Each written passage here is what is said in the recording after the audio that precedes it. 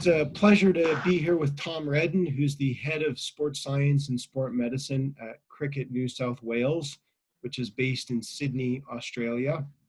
And maybe, Tom, for our North American viewers, you can just talk a little bit about the overall objectives of cricket and some of the physical demands that it puts on its players. Yeah, I guess for North American people who aren't familiar with cricket, it's, I'd say, a hybrid of like javelin and baseball in many ways.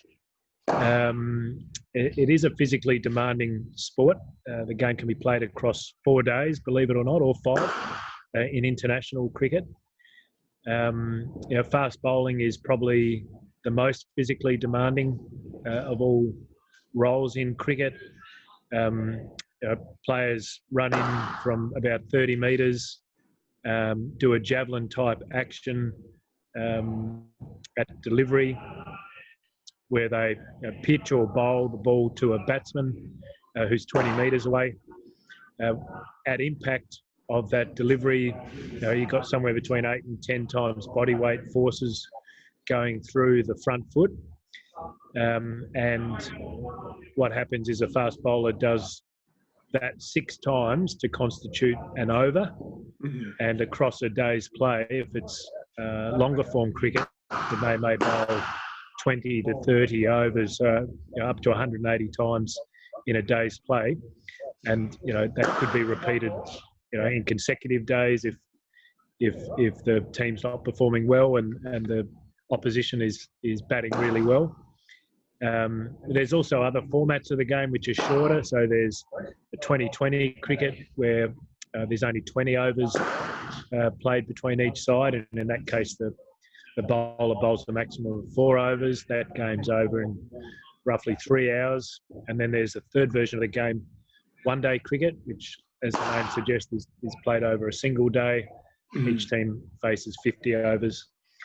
In terms of, I guess, GPS numbers from a physical demands, in a day's play, players will be covering somewhere between 10 to 15 to 20 kilometres, depending on the format of the game and their role in the game.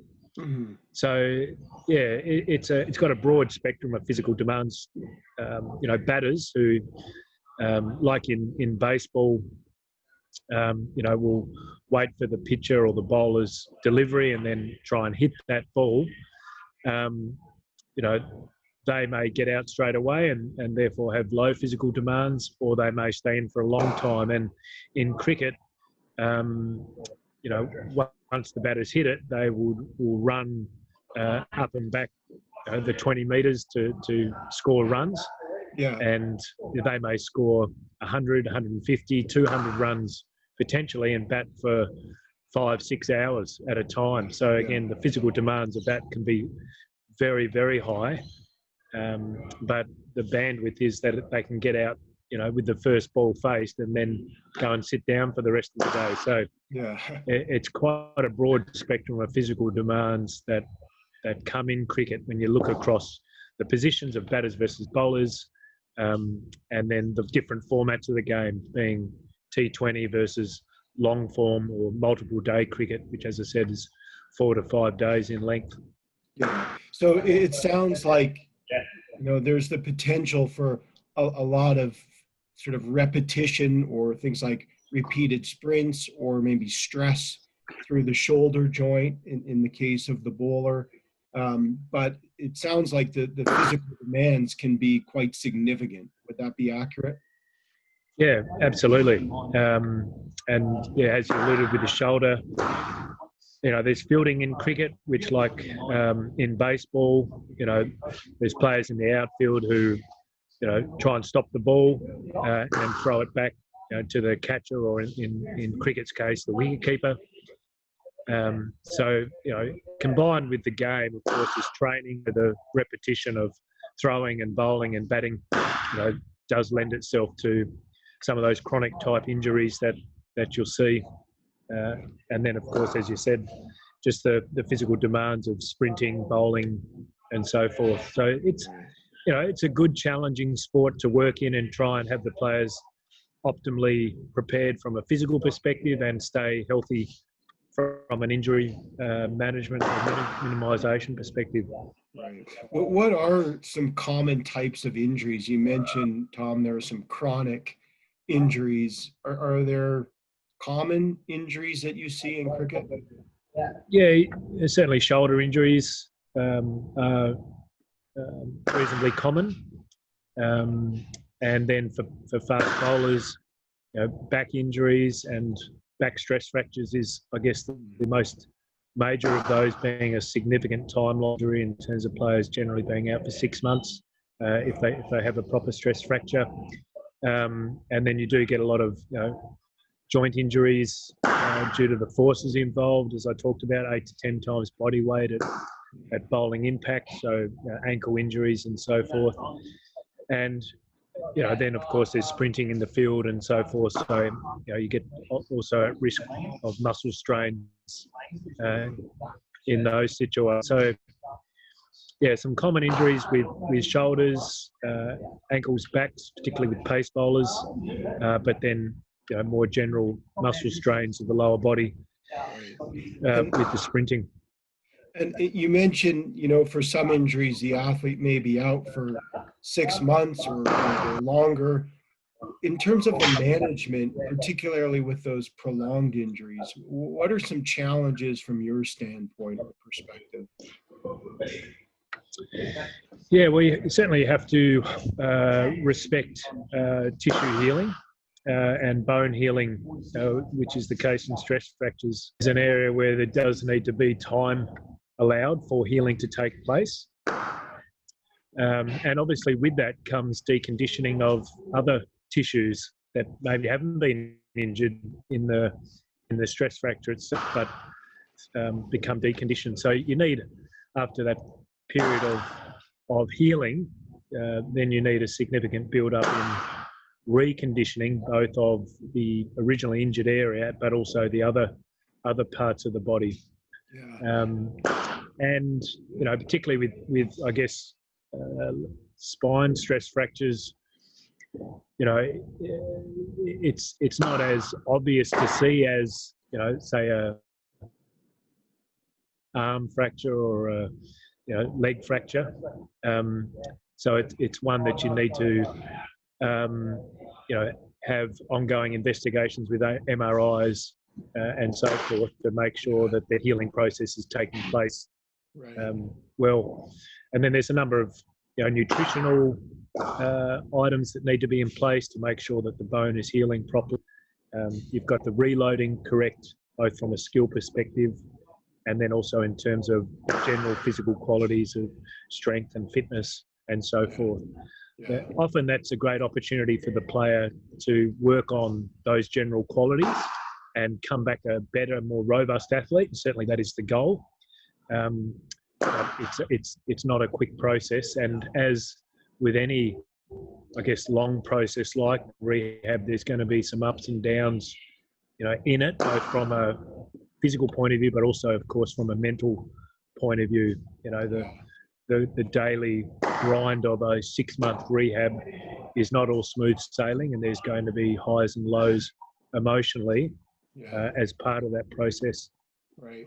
Would you say that athletes are aware of the fact that recovery is not a linear process, or are their expectations more that, okay, I'm just going to progress from one step to the next? I would say that depends on the age of the athlete and their experience, and how many of these situations have they seen firsthand? Right. Have they gone through it themselves? Not most, but a lot of pace bowlers will, have probably a stress fracture at some point. We hope that they never get it, but it is common enough that it is something that they will see in the environment, and so they will see, the extensiveness of the rehab involved. But if they're a young pace bowler who's just come into the system, they may not have that experience, and so may think, okay, it's, I can progress quickly and it's just all blue sky. And that's where, as support staff, we need to sort of sit them down, really make sure that they're aware of what's ahead of them. Yeah. So would you say, particularly for younger athletes or those who haven't had significant injury experience, that process of education or information is valuable or important for them? Particularly for them, yeah. It's still important for more senior players, of course. Yeah. I think it's always a good process to sit down with them and map out what's ahead. Make sure they know, look, it's not going to be a short process, particularly in that particular situation of the back stress fracture. Help them understand all the pieces of the puzzle that's going to be put together to try and provide the best chance of success. Both, psychological, nutrition, physical, medical, off-field support, all those elements coming together as in an integrated way to give the best chance of success. And how would you say that for the athlete, having that knowledge of the different pieces of the puzzle, whether it's the nutrition or, a sense of kind of the progression, how is that helpful for them or valuable? Well, I think that helps them connect the dots on things and understand how all the pieces fit together. So it's not, the dietitian is doing this and the physio is doing something with the rehab, and the S&C is doing something, and it's all separate and in isolation. It's about the player that these things are all pieces of the rehab, and they are working in harmony together to give the best outcome of success. Yeah. So kind of when the athlete understands how the different pieces are integrated, or maybe the value of things like paying attention to their nutrition, or understanding like healing, and you mentioned that certain tissues just take time to heal, that's helpful for the athlete. What about and just one more train of thoughts there, Les. I mean, it's about helping the athlete understand the why, isn't it? Why are these things around? Why are these things being recommended? And that will help with engagement and buy-in for the player. So we're all on the same page. Yeah. So when you say engagement or buy-in, maybe you can clarify what you mean specifically in those two terms or those things. Yeah, well, ultimately, it's the player's rehab. We're all there to support their rehab, but the player needs to, buy in or have acceptance that this is the way forward, and it should be ideally a partnership between the support staff and the player, of course. If the staff is recommending X, Y, and Z to the player, and the player doesn't really believe in it, or the player doesn't think it's going to be of value, then clearly that's not going to be a situation that's probably going to generate a positive outcome. Yeah. It's about having everyone on the same page with a plan, and then move forward together on that plan. Yeah. And would you say that it's important sort of for the player to kind of assume ownership, I guess, or responsibility? You mentioned that sort of in your role, you're there, it sounds like, as a facilitator of their recovery. Yeah, certainly, the player is a very key component in their rehab. They're going to be doing they're going to be doing all the training. They're going to be involved in every discussion, with the dietitian and so forth. So they're a critical part of it. And obviously, they come into our environment and we provide the support that we can, but they're not here 24/7. They'll be at home, and in other environments. And the decisions they make at those times are also important into the overall success or otherwise of the rehabilitation. So clearly they're in the driving seat in many ways. But as I said, it really should have the view of being a partnership approach to things. Now, on that, Les, obviously you're going to have some athletes who are younger who maybe are going to need to be led more and have more sort of direction. And then there's going to be your real experienced, senior athlete who you're probably going to allow to have an even greater say in elements of their program.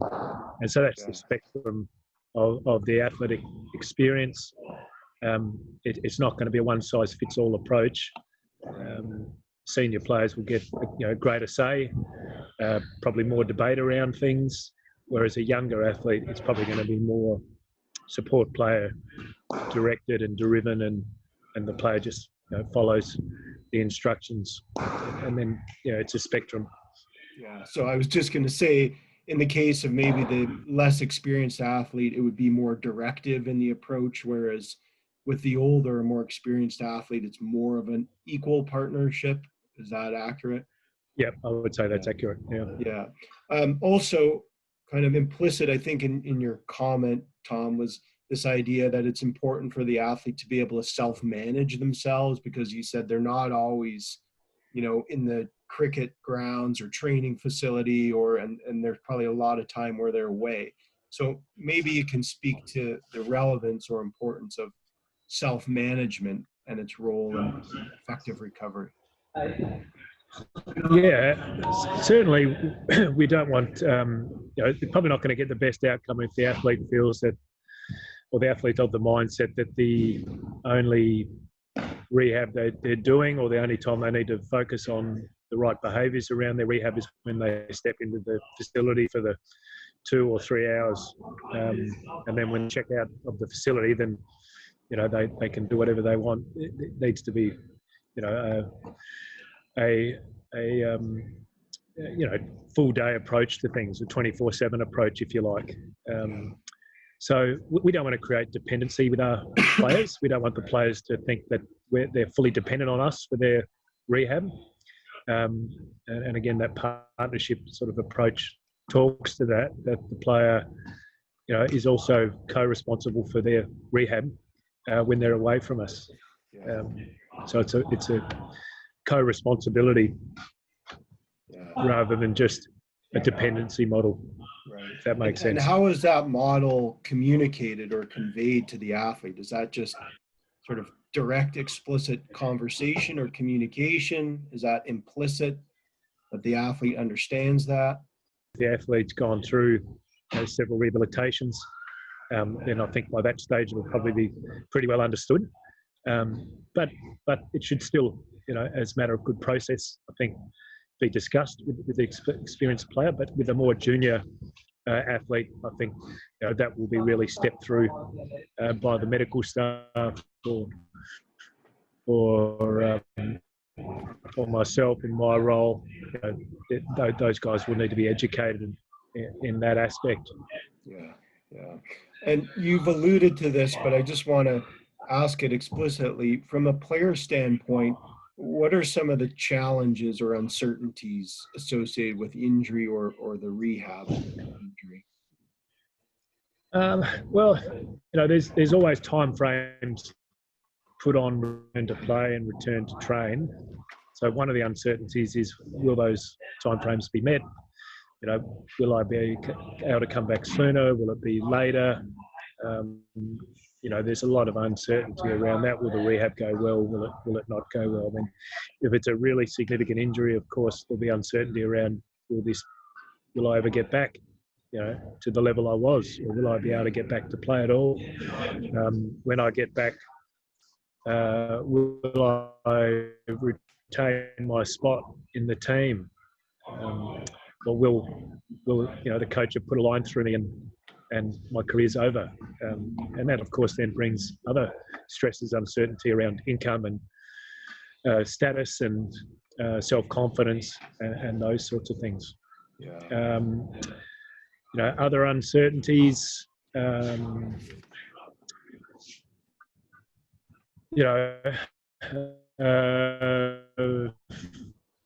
if it's a first-time rehab, I'm unfamiliar with this process. Are these exercises going to work? Are they not going to work? is my body going to respond well to this? It's unfamiliar, it's uncertain. Am I going to gain weight? Am I going to lose muscle? All those uncertainties are probably bubbling away there. Right. And so I guess in terms of kind of this sport science staff or those in support roles, are there strategies in place to help the athlete manage some of those uncertainties? And I appreciate you mentioned they can be varied and many. Yeah, well, at Cricket New South Wales, we're very fortunate to have player development manager, and that's funded by the Players Association. It's a great role that exists in cricket in Australia, and that person's role is really to help offer life support to the player. Yeah. So anytime a player has a significant injury, that player development manager will make an appointment with that player and just chat through, check in on their well-being, make sure that they've got support around them, family, friends. Obviously, they're a direct support person as well. Yeah. So that's a first port of call. The sports psychologists at Cricket New South Wales will additionally, reach out to the player and just check in on their well-being, offer any support that they can, or also offer the ability to tap into external providers if the player would prefer to see someone from outside, the cricket team, because they maybe feel more comfortable to share, their innermost thoughts with someone not directly attached, to the program. Sure. So there's flexibility with that, and then, as a coaching and support team, we will have had conversations around this player and the need to make sure we're supportive. We're all, united behind, the plan of rehab, and then it may be the physio or it may be the S&C.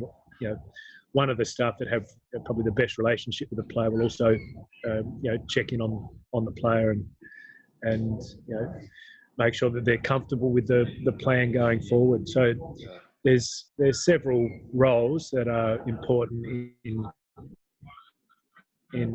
reaching out to the player and checking in with them. Yeah. And the coach, of course, as well, is another person. Yeah, sure. Yeah, so it sounds like there's and teammates as well, of course. In good cultures, teammates will also reach out and check in on the welfare of their teammates. Yeah. So would you say that the teammates are an important source of support for the injured athlete? Oh, absolutely. It can be. It's an interesting one about, if a player's got a really long rehab, is it great for them to be rehabbing in and around the training group while they're watching the players training every day and doing what they can't? Yeah. I think that's an interesting discussion point, and I think that's, case by case. Probably as a general rule of thumb, I'd say in the initial part, a long rehab, it's probably best that rehab isn't done always around when the main team is training, so that the player is always having, in their face what they can't do. So in that case, the player's rehab may be scheduled on separate days or separate times, right. But the teammate can still pick up the phone or visit the player and check in.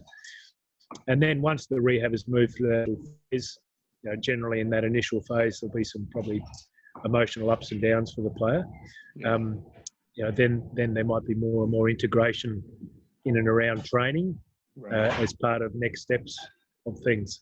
Yeah. So sort of as they move more towards or move to the latter or middle parts of their rehab and are able to do more physically, then they're more integrated into the team environment. Is that right?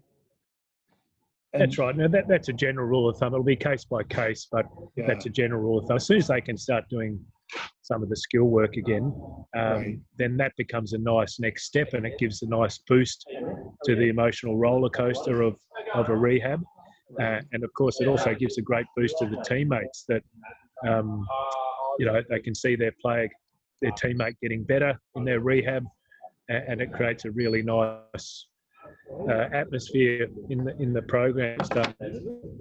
Yeah. So that's interesting, because it sounds like it's not just the injured athlete themselves that may benefit psychologically from working out with the team, but also the team benefits from seeing the athlete, working hard, doing the things they need to.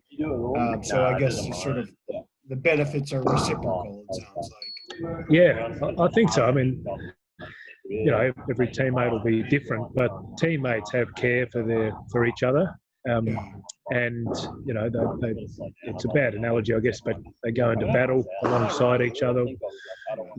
One of their mates gets injured, gets hurt. They care for them. They feel for them. They're obviously focused on their own demands and their own training, but they have a concern for their fellow teammates. So when that fellow teammate is back into training, even in a modified capacity, of course they get a positive feeling from that, and that can become a nice feedback loop that generates positivity for the player in rehab, and you get a nice feedback loop of positivity. Right. And I was going to say, when the athlete or when teammates express some care or concern for the injured athlete, does that have motivationally beneficial properties for the injured athlete? I think so. Yeah. Again, I'm not a subject matter expert on Sure. sports psychology, but Yeah. absolutely. People rehabbing, with sport around them, I think is going to have a better outcome 99.9 times out of 100 than not. Now, initially in the rehab, if it's a long one, that support is through support staff mostly. Right. But then, feeding them into training provides that nice next step of support, and then eventually they're fully in training. But all through that process, teammates will be checking in, coaches will be checking in the best programs they will be anyway, because they're showing genuine care for their teammate. Yeah. I just want to talk a little bit about pain. Obviously, injury can induce certainly physical pain in the injured athlete. Are there things that, from your standpoint, are beneficial or valuable when the athlete communicates in terms of their pain or what they're experiencing? Yeah, pain management is something that I'll feel qualified to really comment on, Les. Okay, sure. And that's linking, fine. I guess, the psychological and the physical.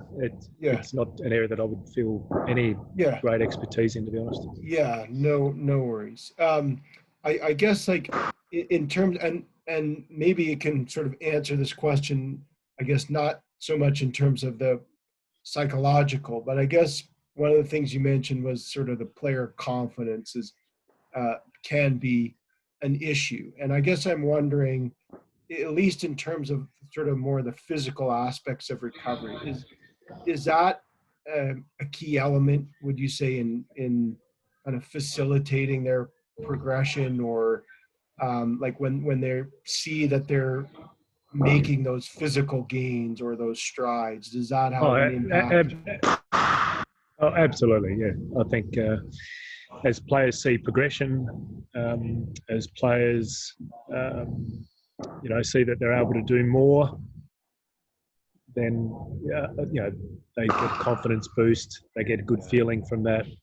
It reinforces that things are on the right track, and they continue to gain confidence that things are going to go well. And our role in and around that as support staff is always, I think, to try and remain positive around things, even when there will be setbacks, because there will be setbacks often. It's not a linear progression, or at least some plateaus. is always to be positive, to promote, you know, an optimistic outcome from this. You know, not to sell false hope. Sure. You know, that be not being honest, but to always remain optimistic of a positive outcome and reinforce when we're seeing really good progress.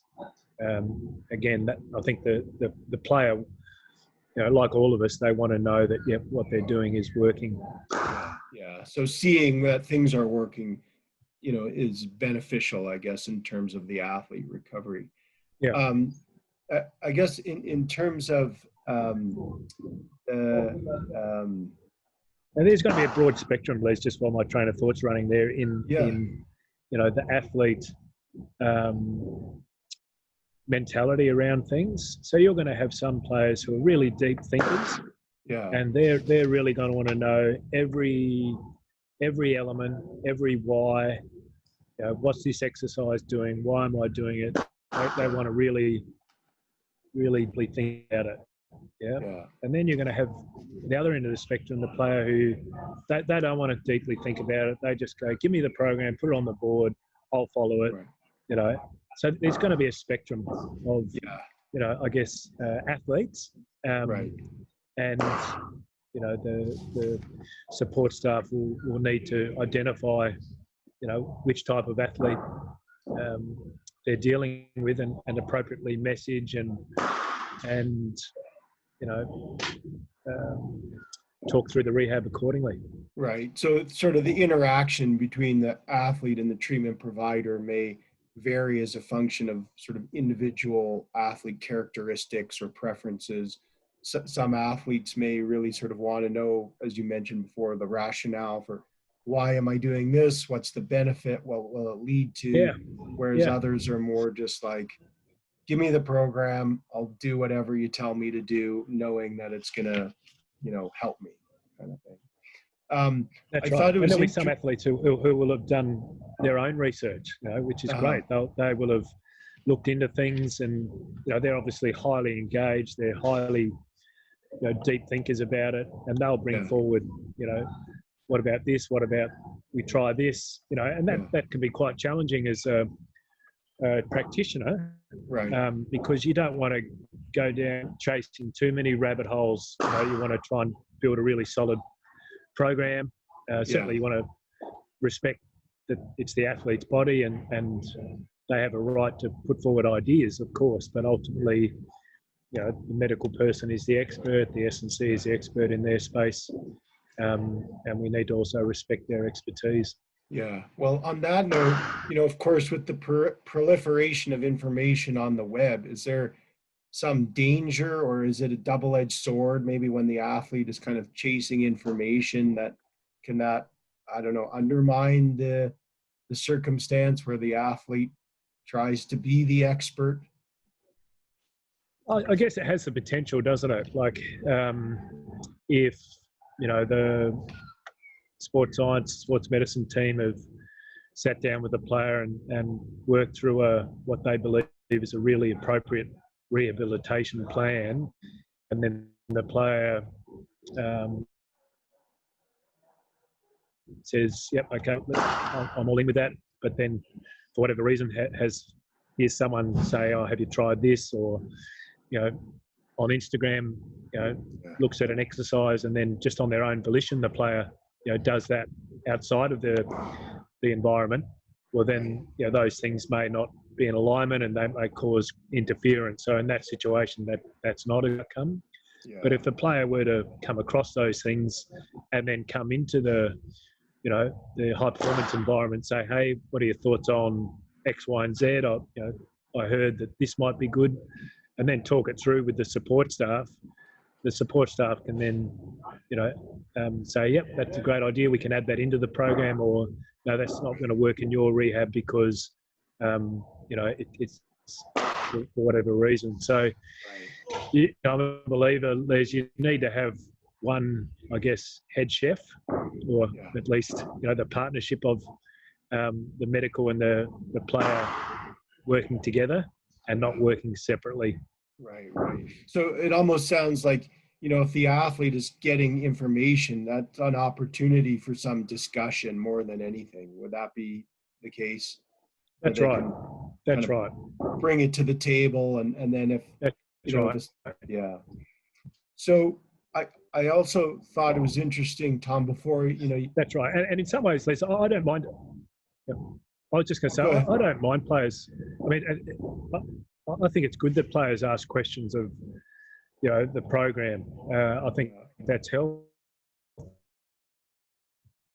I think that makes sure that, we are delivering the best practice program for the player. right. In some ways, the player clearly is, the person who's got the most on the line with their rehab. I see no problems at all with the player coming to us and saying, "We sure that's the right program? What about this? What about that?" Yeah, And us needing to justify why the program is the right program to the player. If that is needed in order for the player to fully buy in, yeah, then absolutely we should be able to explain, because it's their career, it's their body. right, right. You know, And would you what say I would that? always hope the player would come and have that discussion and not just go off on their own accord and start trying things, randomly. Yeah, I would always hope that they would have a good, honest relationship with the support staff around them, that they would feel comfortable to talk that through. right. Would you say almost then that it's important for the athlete to ask questions for their own benefit? As you say, it's their body and their career, but it also sounds like it almost holds the practitioner to a certain level of competence, or I don't know if accountability is the right word there, but Again, I think it depends on the athlete's individual makeup. yeah, So certainly players who are deep thinkers and more experienced players, I think, yeah, absolutely, they should be yeah, front and center in the conversation. They'll have insights and what's worked for them, what hasn't worked, particularly if they're experienced but they're new to our program. They've worked in other environments. We wouldn't have had that much experience with them personally, but obviously they are very experienced. Their insights and experiences will be critical in the process.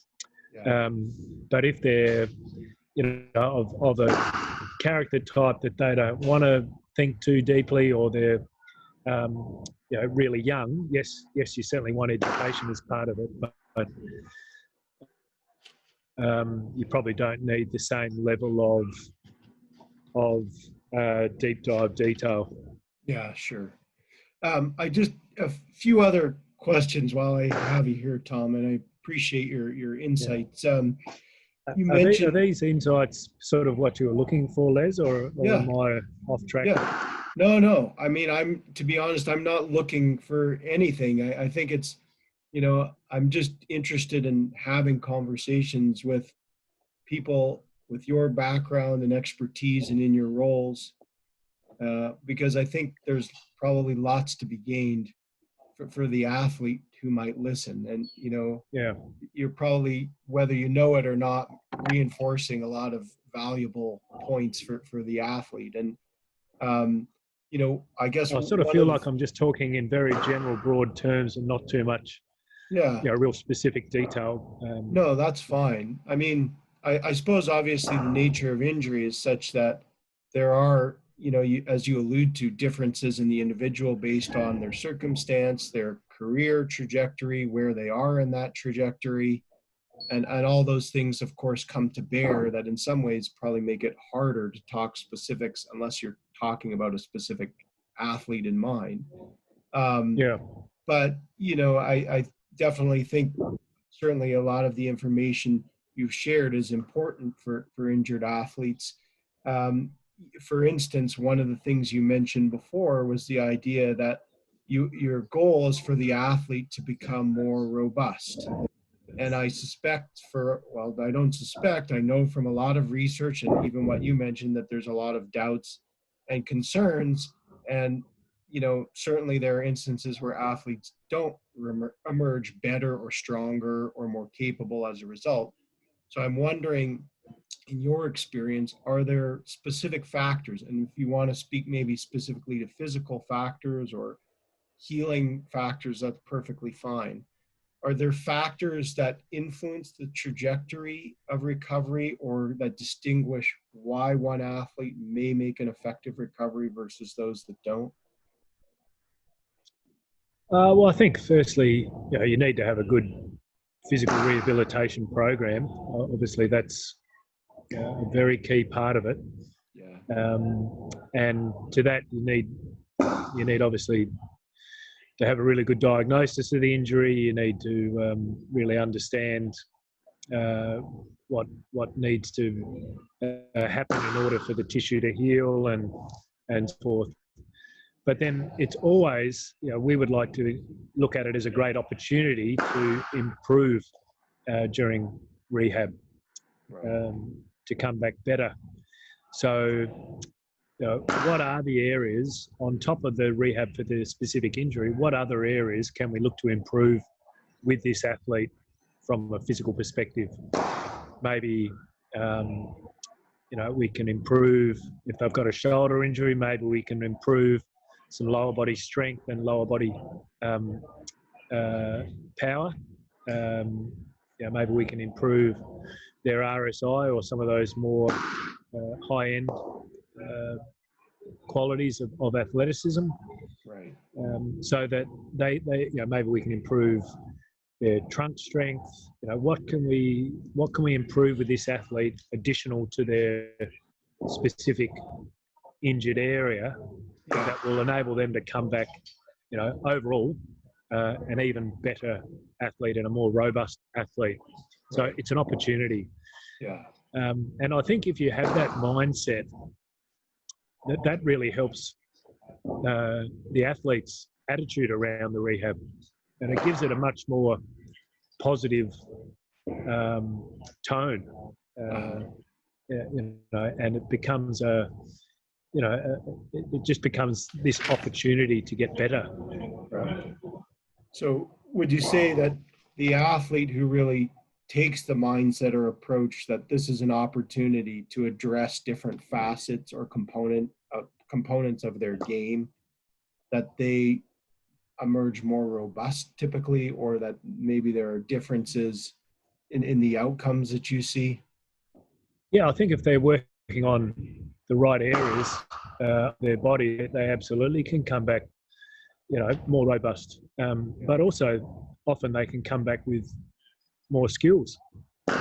In cricket, for example, there's pace bowler might get that back stress fracture we've been talking about and be out for 6 months from their bowling, but they will be able to bat in advance of that 6 month time frame. They might be able to start batting at 3 months. So there's a chance for them to work on that different skill set, and so potentially out of this rehab they can come back with an improved skill set in batting that, when combined with their return to bowling, well, all of a sudden they've got a broader skill set that gives more options to them as the cricketer, more options to the coach, and can potentially actually turn out to be a real positive for the player. Right. So it's about looking at those things as opportunities for growth, both from a physical perspective, from a skill set perspective. The player development manager would also go, well, this is an opportunity to look at doing some study or some part-time work or something to develop non-sport skills, that again can make a significant contribution to that person's life. Yeah. So it sounds like maybe paradoxically or inadvertently that maybe there are some benefits to having the injury, that it's not just entirely a negative experience. Yeah, I would agree fully with that. Now, clearly, it's not nice to get injured. Right. There's pain and so forth at times, and you're missing out on playing that you probably love and playing with your teammates. So I'm certainly not going to pretend that it's all beer and Skittles. There's certainly some negative elements to it that we need to confront the brutal reality of that. But equally, alongside that, there is these opportunities, and I think it can be easy just to focus on the negative. That's probably human nature, isn't it? To think about, what have I lost? We can all be like that. But there's also opportunity to look at, well, what can I gain through this? And part of it also is going through rehab. There's the opportunity that you'll come out of it mentally stronger in many times as well. You've gone through a difficult situation, a challenging situation that hasn't been easy, and you've worked through it, and you've come out of the other side of that. That builds resilience from a character view. Not that you want everyone to have 6-12 month injuries, of course, but again, I would say that is something that can come out that is a positive. So again, while it's an unwanted event, maybe is sort of one characterization, and certainly there are a lot of difficulties. I like just that one word. It can be a chance for, you mentioned robustness or growth or development of skills in different areas, or just purely the ability to work through something difficult that kind of then serves the athlete well, I guess. Is that right? The word that comes to my mind, Les, is opportunity. It's an opportunity to get better physically as an athlete, more robust. It's an opportunity to work on skill sets in sport that maybe haven't been as well developed. It's an opportunity to work on mental resilience. It's an opportunity to work on life skills like study and work. And it's an opportunity potentially to, work with the coaching staff on tactical strategy and these sorts of things. So, I think we certainly don't shy away from the reality that and not being able to play the sport that you love, and you probably miss out sometimes on financial reward from not being able to play. But there's also opportunity, and it's about recognising both sides of it, not just focusing fully on the negative and not just pretending that there's no negative and it's all positive, because that's not reality. It's about looking at both sides of it and acknowledging that, there's some things here also, opportunity, and the two things are both present. Well, you may have answered my last question already, Tom, but I'm going to ask anyway. If you could share a piece of advice for injured athletes, what would it be? Certainly, your sporting team will have great support there for you, and trust and work with them in a partnership on your rehab. Equally, there will be, or look to try and make sure you have great support outside of your sport. Family, friends, people who don't have anything to do with your sport, and get a nice balance of support there, both inside the sport and outside the sport. So, and then, the second piece of advice would be, look at this as, yes, it's a negative in terms of you're not going to be playing the sport for a period, and there's probably going to be some physical pain involved, and emotional loss around, not being able to move as well as you'd like at that point in time. But also alongside that, look at it as an opportunity. Can I get better athletically? Can I work on skills that previously I haven't been able to devote as much time to? Can I have some outside focuses like study that maybe also I haven't been able to devote as much time to? So look for the opportunities alongside understanding that, this is going to take time, and there's going to be some ups and downs in the physical rehab. Well, those are great words, I think, to finish our conversation, Tom. And again, I just want to say thank you, and I very much appreciate you sharing your experience and insight. So great to speak with you. as I said, Les, lots probably just very general. I'm not sure if there's anything groundbreaking there, but hopefully it's been of some use, as you say, just to maybe reinforce pre-existing notions. I'm certainly not saying anything there that I would say is, as I said, groundbreaking. But yeah, I look forward to getting your summary of it all and seeing what it looks like. Yeah, thank you again, Tom. Have a great rest of your day, and again, I appreciate the opportunity to speak with you. Thanks, Les.